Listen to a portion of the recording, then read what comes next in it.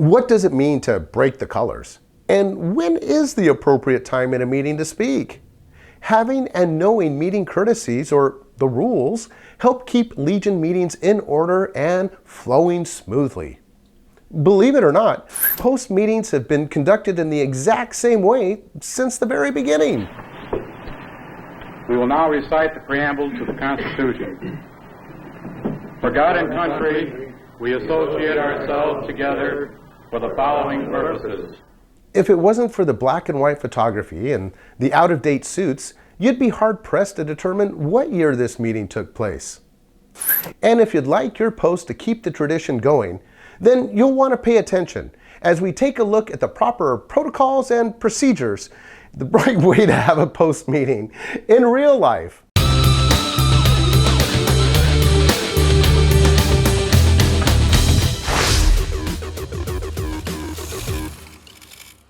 Hello Legionnaires, Jeric Wilhelmsen here, and welcome to this edition of Legion in Real Life, where we cover the proper protocols and procedures for an American Legion meeting. And to help with this important task, I'm joined by Eric Smith, Central Regional Liaison for the American Legion National Headquarters. Eric? Hello, I'm Eric Smith, and if there's one thing I learned in the Army, is that anything that has to do with ceremony and procedure can be found in a manual. The American Legion has an officer's manual. You can find detailed information about what we are talking about today in the Manual of Ceremonies section. Thanks, Eric. So you're either running the meeting as a post officer, or you're a member attending the meeting, or I guess you could be an officer watching the meeting, but regardless, we're going to give you some tips no matter what side of the colors you're sitting on. And on that note, what exactly does it mean to break the colors?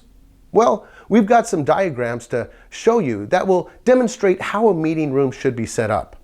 Whether it's just a regular member meeting, the kind that you might have maybe once or twice a month, or a ceremonial meeting, like installing post officers. No matter what kind of meeting you're having, the American Legion emblem will be at the front and center of the room. Immediately in front of that will be the commander, with the chaplain to their right and the adjutant or finance officer to their left. In front of them will be the national colors on the commander's right and the Legion colors to their left. Hey Eric, is this what they mean about breaking colors?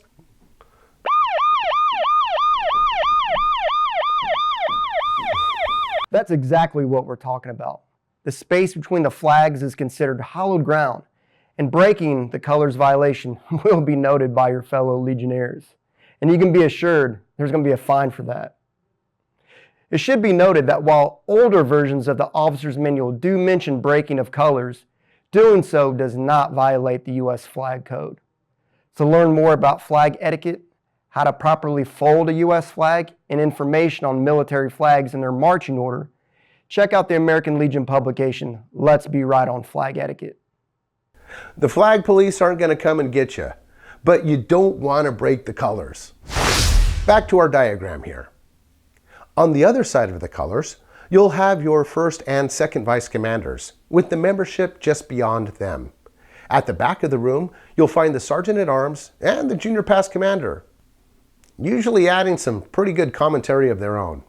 During ceremonial meetings, such as swearing in of officers or member induction, where more space will be needed, the membership is moved out to the sides behind the first and second vice, and the junior pass commander moves forward to better frame the ceremonial floor.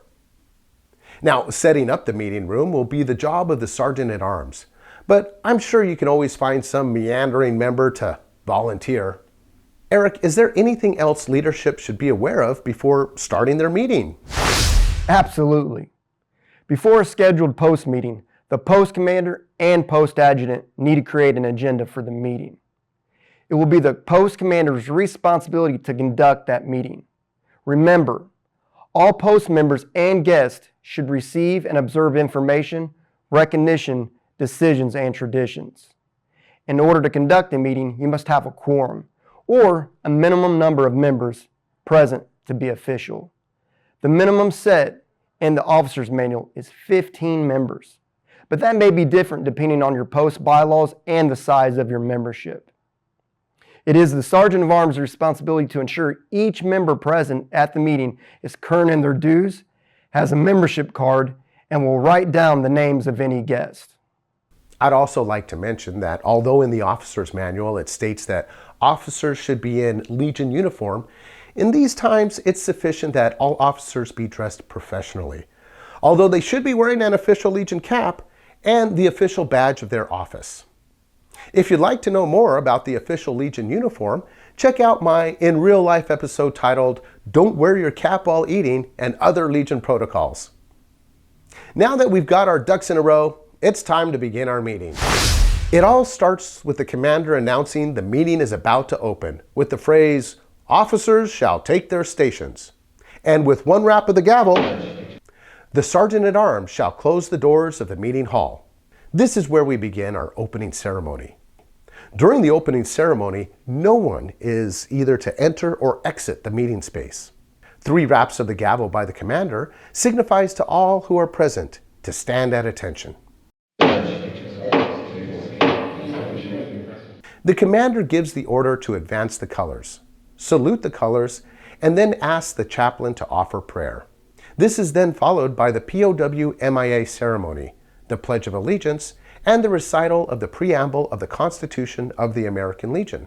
I know that's a lot to remember, but luckily the officer's manual has got your back. Eric, what do I mean by this? To conduct the proper order and flow of the meeting, the American Legion has special transcripts that each post officer should know intimately. Available with this presentation is what should be recited during the meeting. Other recitals for special ceremonies, such as the initiation of new members and the installation of officers, can be found in the Officer's Guide and Manual of Ceremonies. Practice these recitals, and once you feel comfortable with the ceremony, you'll be good to go with your meeting. So according to the script, the opening ceremonies are concluded with the commander declaring, "This meeting regularly convened." The meeting will begin with the roll call of the officers and the determination of a quorum by the adjutant. The American Legion uses Robert's Rules of Order as a guide for how to conduct meetings. Although some procedures may be specific to the Legion, if you ever have a question, you can always refer to Robert's Rules of Order. And according to the rules, the first order of business is reading the minutes from the previous meeting. This is usually done by the adjutant, who will usually read the minutes of any executive committee meetings that might have happened since you last met. The introduction of the guest will come next by whomever the commander chooses, and in this case, it's usually nice to give the junior past commander something to do. Next, we go into the committee reports. Eric, can you fill us in on some of the various committees that we can expect to hear from? Every post in the American Legion will have a standard set of committees, as well as some of those that are unique for that post. During a post meeting, you should expect to hear from the finance officer, the membership chair, the second vice commander, the Americanism committee, the athletic committee, and the canteen or house chair, if appropriate. And at this time, any committee chair that needs to give a report can stand and speak on behalf of their committee. Following the committee reports, you'll want to hear from the post-service officer and receive their report. They'll usually cover any sick call, relief, or employment issues. Now we get to the meat and potatoes of the meeting, and that starts with unfinished business, which is exactly what it sounds like. This is business that may have been started at a previous meeting, and now it's time for an update on its current progress. According to the officer's manual, after old business, it's time for installation of new candidates.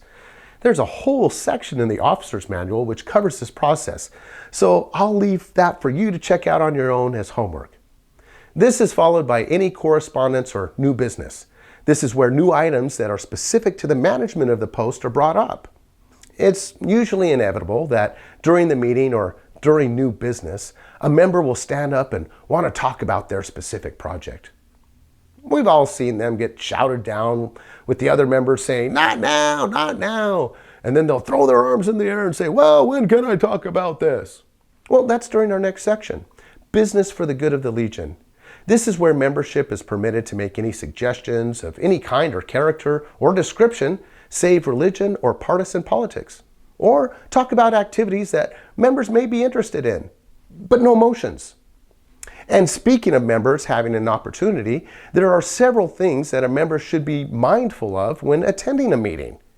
Eric, can you fill us in on what some of those things are?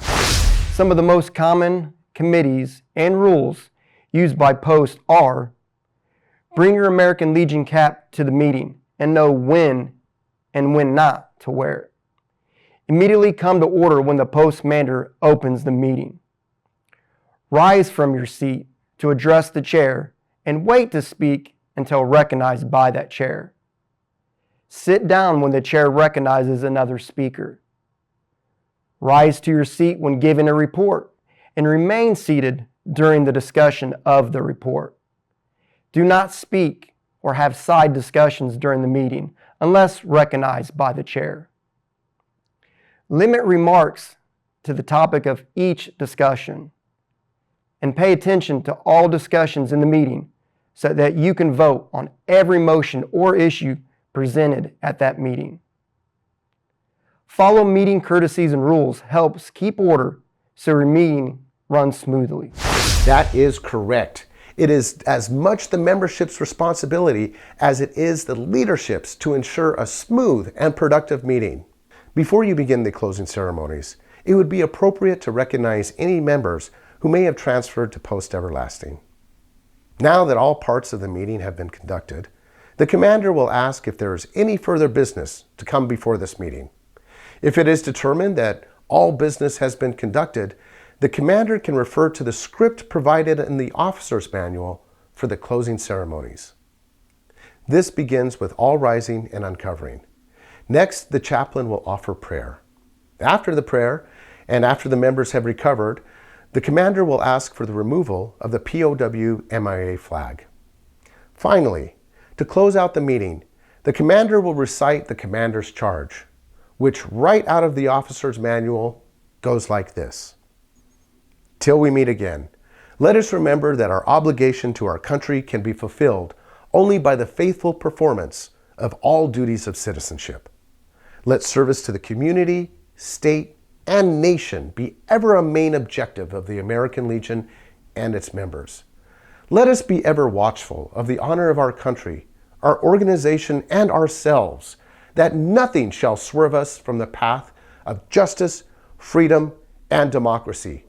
The color bearers will retire the flag of our country. Hand salute. 2. Make sure to reference the American Legion Officer's Manual to get more detailed information about how to conduct a membership meeting or just about any type of American Legion meeting. And remember, if you don't have a hard copy, you can download a digital version at legion.org. Eric, how do we wrap this up? I now declare this meeting adjourned.